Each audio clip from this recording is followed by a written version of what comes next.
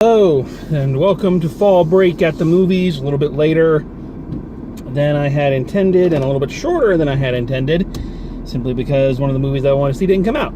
So anyway, here we are with this.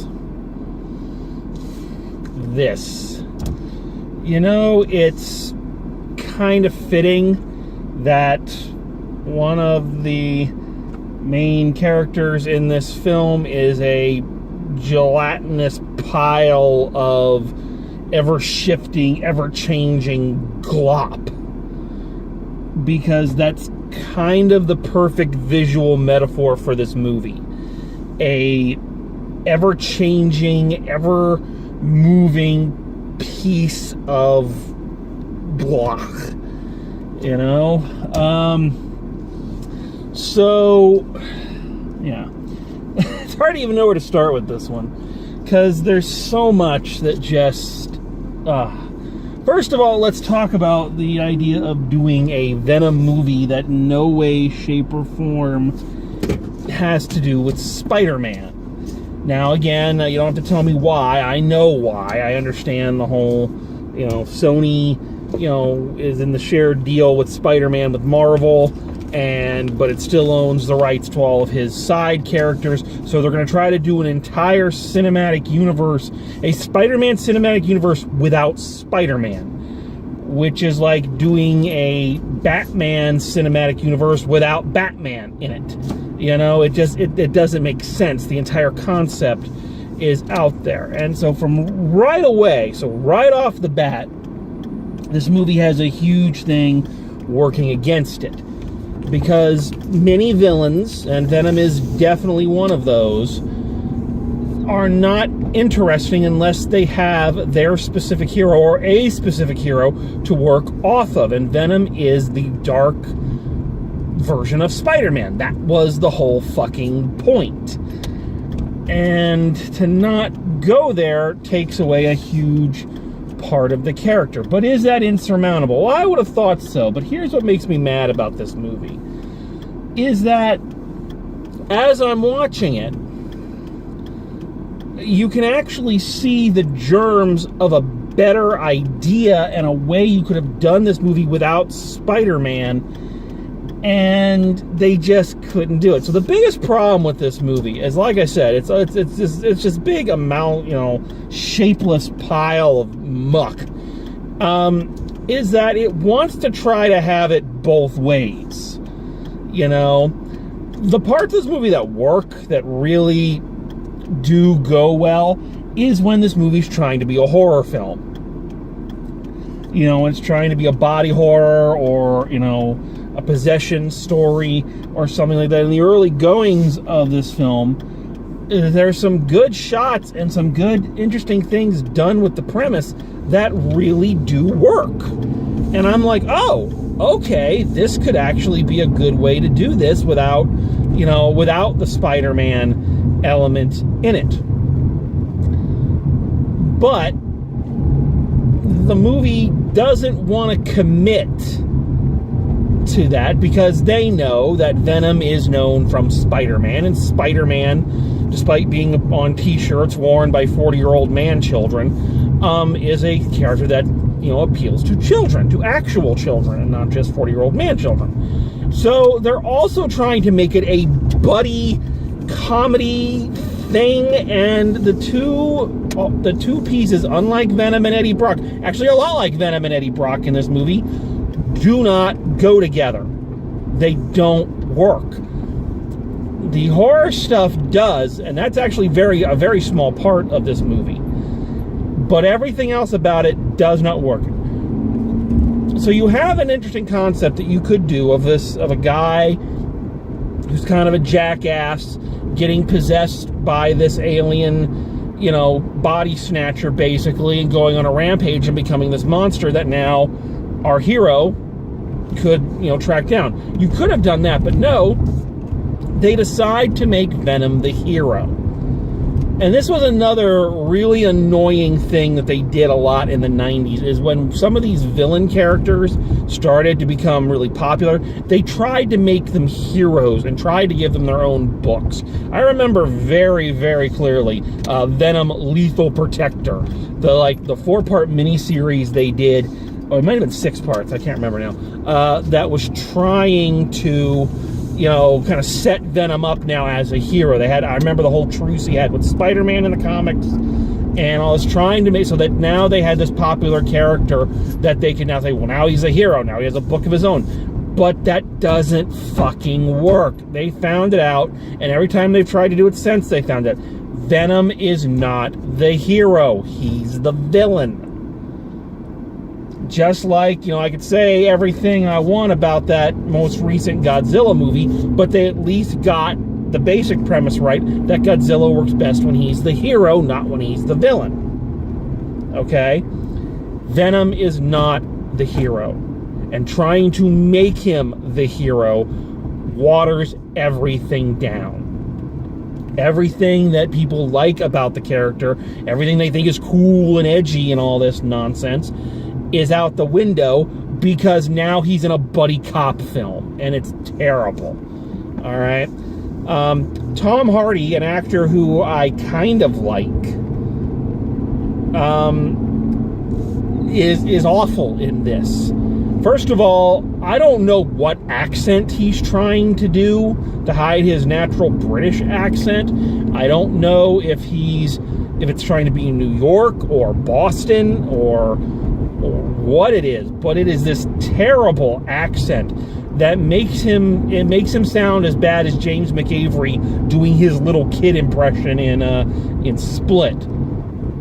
Okay, so you have a good actor, or a good-ish actor. I've liked him in anything he did with Christopher Nolan. I even liked him as Bane. You know, I thought you had a very nice thing going on, Mr. Batman. You know, I thought it was interesting. It was an interesting take on the character.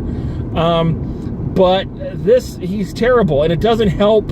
Again, any really good set piece like that, the motorcycle chase that features in the trailers a lot is pretty okay, but it doesn't help when anytime they get a shot of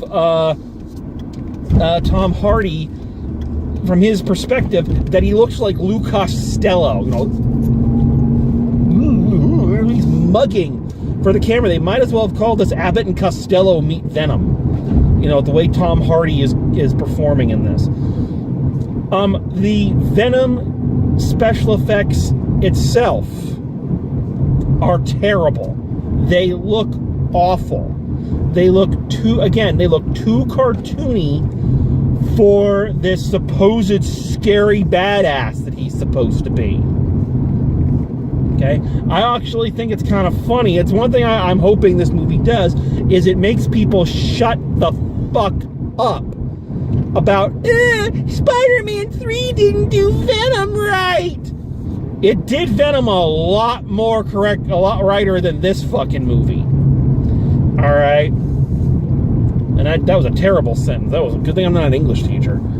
Anyway, it did a lot more things right with Venom than this fucking film. It's funny, again, that the special effects that create Venom look just as bad here as they did then. Actually, I thought the special effects in Spider-Man 3 for Venom were pretty damn good. You know, and this looks terrible. You know, it looks awful. And again, the two styles don't mix. They want him to be this badass, you know, scary monster, but he looks like a fucking cartoon. It looks ridiculous. Venom is one of those characters that really, and this is the problem you run into with a lot of comic book characters and a lot of comic book villains, is that they look great on the page, but trying to translate them to a three-dimensional world, there are some challenges there. You know, him, the Beast, the Thing, Doctor Doom. You know, I'm not saying that a good director couldn't do it. I'm just saying that they are very difficult, and this film does not do it well. All right, Venom looks terrible. Again, they give Venom a arch nemesis in this. They give the villain a villain. The villain is played by some 12-year-old. I don't know who it is. that's kind of the other problem, is that so much of the rest of this film, the framing around this movie, it is so generic 90s superhero, check the boxes kind of things. You know, it's so fucking generic. Of course there's a bad guy with a world domination plan. Of course there's a girlfriend who used to love him, but he hurt and she left, but now she's his only confidant. You know, of course his girlfriend is dating a new bland, guy, kind of thing. And so much of it is just check, check, check, check. And the actors don't do much to work outside of those caricatures. I like Michelle Williams a lot. I really think Michelle Williams is a really talented actor, and I'm glad that she, unlike a lot of her contemporaries, kind of survived the late 90s, early 2000s teen show kind of curse that claimed a lot of her fellows. She's kind of still working and has improved. I think she's a very good actor, and I think she's doing the best she can in this. I think she is serving as both the emotional anchor for the film and kind of the acting anchor. She's kind of, trying to keep this film in some kind of reality through her performance, and it's not working, but I don't blame her for that. I think she's given it everything she's got, and it's just the material is not that fucking good, So I thought she was pretty good, or as good as you could be in all of this. So yeah, it's this again. You see, here's the thing: a film is bad. I know a film is bad while I'm watching it, I'm coming up with a storyline I think is better. This happened, the first time I remember this happening is when I was watching The Phantom Menace way back in the day.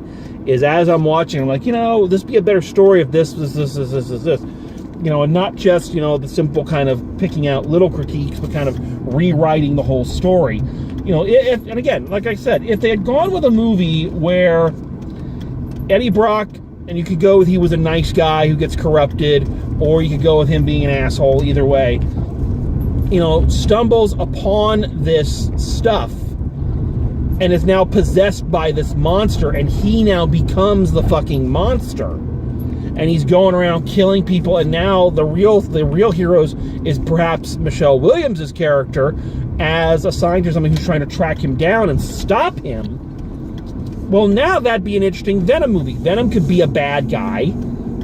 You could have all the great action scenes, but now the thing is, where are they going to catch him? You want him to catch him until he'll stop. And how he always gets away, and her coming up with a way to finally, get the symbiote off him and catch him. You get rid of the bad guy. You get rid of the villain that he has to fight at the end, because he's the fucking villain. And that would have made everything so much better. I think that would have been, if you got to do a Venom movie without Spider-Man, because for some reason you believe that is a thing that fucking needed to exist, because you own the rights to the character and you want to show this other cinematic universe, I can do a cinematic universe too. You can't. Okay? All other cinematic universes just need to get that through their fucking head. You can't. Marvel can. You clearly can't.